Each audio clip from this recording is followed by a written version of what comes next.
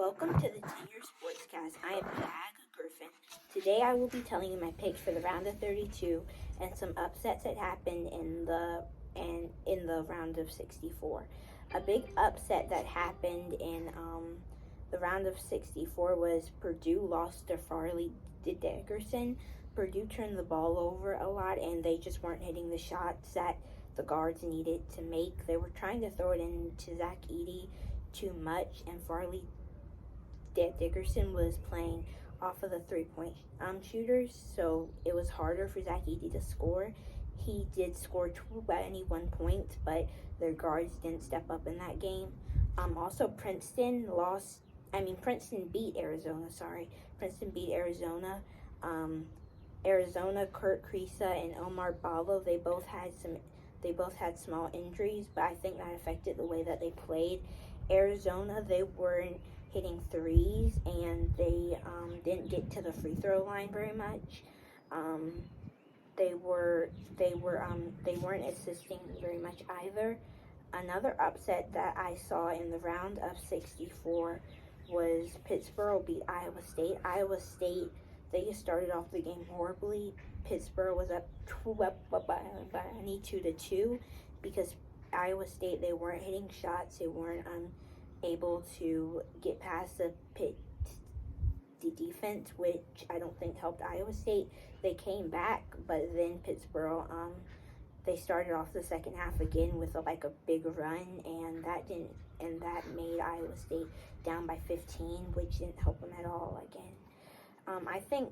I believe Alabama will beat Maryland because Alabama has a lot of versatile guards like Brandon Miller that can shoot the three, but also that can drive like Mark Sears.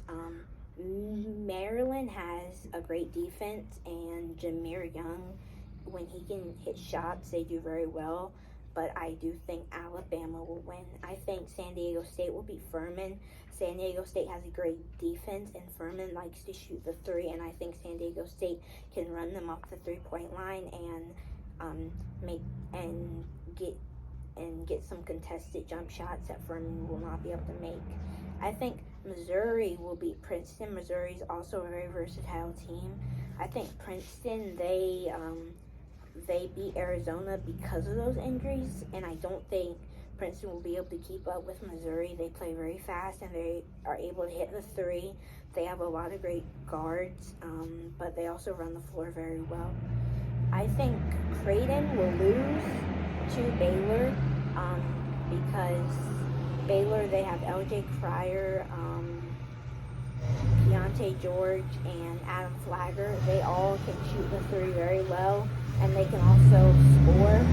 They all can penetrate very well, but I think Creighton, they won't be able to hit shots, and Baylor's guards will run them off the three-point line.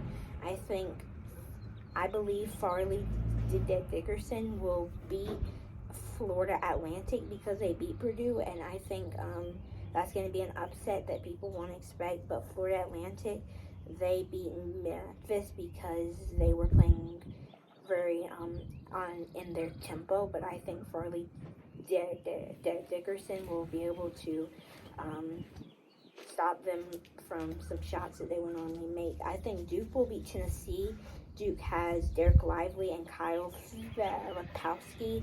They both are really great bigs. Derek Lively, he can protect the rim, and Kyle Lepowski can shoot the three, but also is able to go in the paint and get some easy points there. In Tennessee, they sometimes can go on droughts where they don't score, so I think that's going to be a big reason why they cannot beat Duke.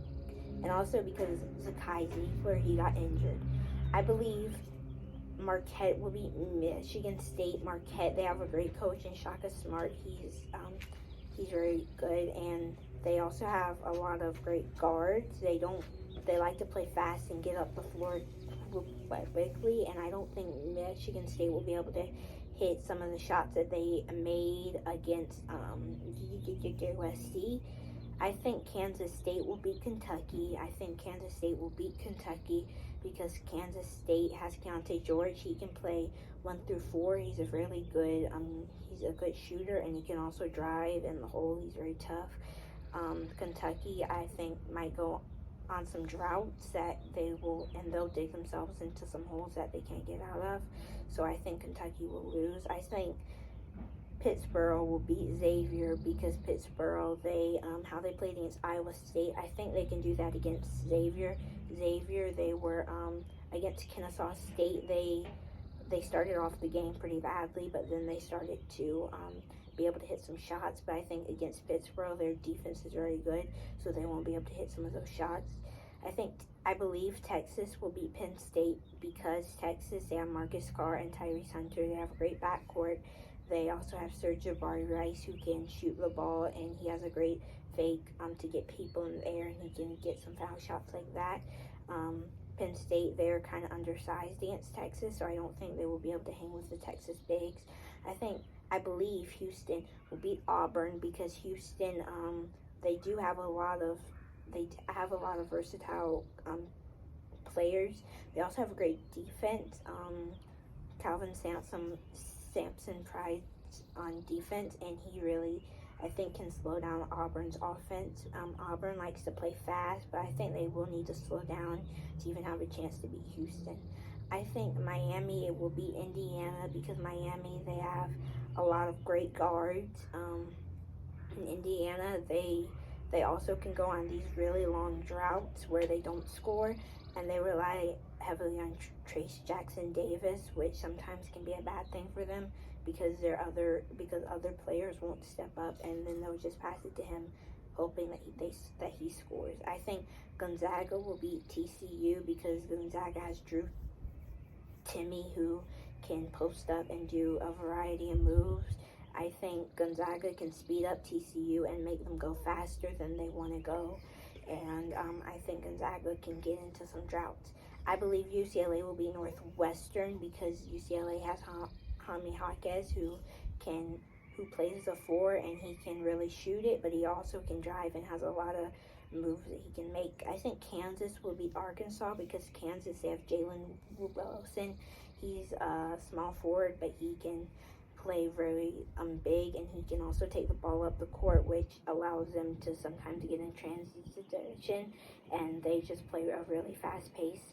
And I think UConn will beat St. Mary's because of Coleman Hawkins. Sorry, he can shoot the ball, and I think so much attention will go on to him that they'll leave some players open for UConn that they don't want to leave open, and UConn will be able to make some shots.